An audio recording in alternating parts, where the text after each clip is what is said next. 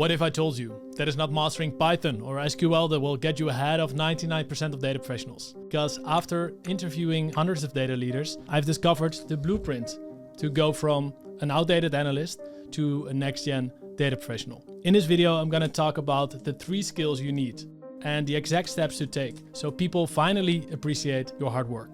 Look, you can be the smartest person in the room, but if no one uses your work, your impact is 0. When I started as a data analyst 11 years ago, I thought great analysis was enough, but it wasn't, because this is where many of my insights ended up. On top of that, AI is getting scary good at the technical stuff, writing code, cleaning data, doing the analysis. So what's left for you to do? Turns out, a lot. But it's not dashboards, it's not pipelines, not even models. It's the human skills, the stuff that AI still cannot replicate. That's how you become the next-gen data professional. But before we get to the 3 skills, you first need to see where most data professionals get stuck. Here are the 4 levels of data professionals. Level 1, the order taker. Just delivers the data that people ask for. Level 2, service provider. This person is a bit better at collaborating, asks some questions, but is still kind of reactive and doesn't have the business mindset that level 3 does have, the consultant. Very good business mindset. Able to build some trust with stakeholders, but struggles to connect the dots between departments. Level 4, the entrepreneur, spots opportunities, gets buy-in from stakeholders and tells stories that stick. But how do you get to level 4? The solution has something to do with these 3 objects: stethoscope, hammer, and this little flashlight.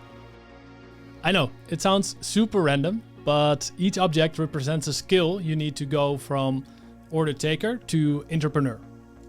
So the first skill is all about this stethoscope. Let me explain. A few months ago, I went to Morocco, and when I got back, I felt so tired for weeks straight, 5 weeks or something. I went to the doctor and I told him, hey, maybe I have a parasite or something. But instead of giving me medicine, he kept on asking questions. When did it start? Any other symptoms? How do you sleep? How's your stress? He wasn't reacting. He was diagnosing. Just like great data professionals do. Because you cannot solve a problem if you don't understand the problem. Many analysts get a request and dive straight into the data. But the best ones, they zoom out. They ask questions. They challenge assumptions. Because the truth is, stakeholders often don't actually know what they need. That's why the first skill is business understanding. And level 1 is you just jump in. You just give them what they ask for. And level 4 is you understand their real problem, even if they ask for something different. And how do you move up a level? You ask better questions. Some good questions are, what problem are we trying to solve? What decision will this help you make? And what happens if we get this insight? What will change? Because if you don't diagnose, you're just treating symptoms, not solving the real problem. The next skill has everything to do with this. And no, it's not because you should hammer your stakeholders until they agree with you. I know it's very tempting at times, but let me ask you, when was the last time you bought something at IKEA? When you assembled it, your desk or wardrobe or whatever it was. When you assembled it, how did you feel? In the process, maybe a little bit frustrated. But when you finished, maybe you felt a bit proud as well. And that is what psychologists call the IKEA effect. People value something more if they've partially built it themselves. But what does it mean for you and data analytics? If you want stakeholders to actually use your insights, don't just do the analysis and present it at the end, but instead involve them, share a draft and ask for feedback. Give them the hammer and let them give input. Because if they help build the dashboard or the insights or the model, they will trust it, they will like it more and they will use it. Because it's not your insight anymore, it's theirs too. And that's what skill number 2 is all about. Buy-in and persuasion. Getting people involved early so they trust the insight and take action. So level 1 is you build something in the dark and then present it like a big surprise. Level 4 is you co-create the product. So by the time you present it, it already feels like their idea. And when people feel ownership, they don't just listen, they act.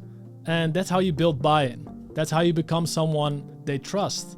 But even if they trust you, present data the wrong way and they'll still ignore it. So Skill number 3 is data storytelling. Early in my career, I gave a presentation to a group of stakeholders. And after the meeting, my manager sat down with me. He was known for being super direct. But what he said still felt a punch in the face. Gilbert, people are falling asleep. Ouch. I was presenting data, but I was not making my audience care. So then I learned something. This is not just for camping. Many analysts want to show everything. Every number, every chart, every metric. But storytelling is about choosing one thing and zooming in on that. The thing that matters most. Let me show you the difference between dumping data and data storytelling done right. So here's the bad version, the data dump. We pulled performance data from 6 regions. Asia had the highest value in client acquisition growth rate. Budget allocation by region is stated in column F. Well, very interesting. And the stakeholder, maybe nodding politely, but moving on. The impact? 0.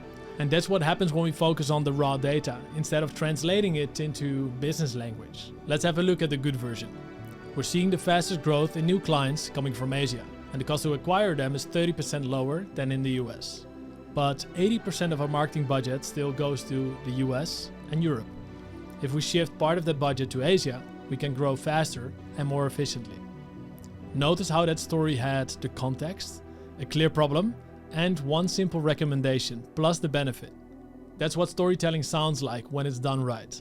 So for data storytelling, level 1 is you present everything, just in case. You speak in technical details. But level 4, you guide the audience to the insight that matters. You use that flashlight and you use a story. You make people care. Because when you tell the right story, you're not just informing, you're influencing. Alright, you just saw a preview of the maturity model. But the real question is, where do you stand? Are you still at the order taker level or all the way up to entrepreneur? You can take a free self-test at mindspeaking.com/maturity model. Link is in the description below. You'll get your scores, personalized tips, and your roadmap to mastering these 3 skills. That's how you grab your stethoscope, your hammer, and your flashlight, and go use them like a pro.